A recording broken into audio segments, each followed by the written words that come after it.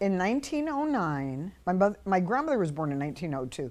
In 1909, my great grandfather brought my grandmother and siblings through, I believe they came through El Paso. I come from a mining family, and so I would like to, I haven't found paperwork on it, but I would like to assume that it was for the mines. My grandmother was from the area of Chihuahua, from Batopilas, and once they got here, I have found, I believe, a 1910 census where they're in Greenlee County, and there's a mine there.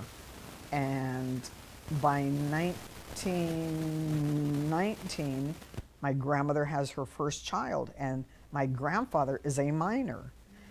So for a while, they were in the Metcalf area, and then they ended up in New Mexico. I can't find a paper trail as of yet. But I have, my mother was born in 1920 in Metcalf, her sister 1919. Anyway, they end up in Allison, New Mexico, where a couple of my mom's siblings passed away at birth or shortly thereafter, but there's like 4 or 5 babies that are buried in New Mexico and Allison. So there's a mine there also. I don't know which mine he would have been working at. Anyway, they end up back in the valley.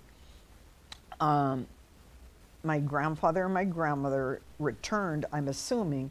My grandfather had black lung, silicosis, and they ended up at a sanitarium.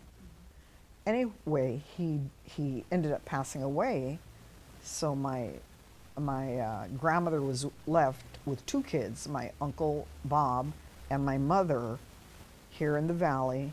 And I don't know at that time if the mines gave widows money. I'm assuming they ended up off of Grant and maybe 2nd Avenue. They were renting a home. I have found telephone directories that show 2 other addresses. One is off of Montezuma, I believe, and one is off of First.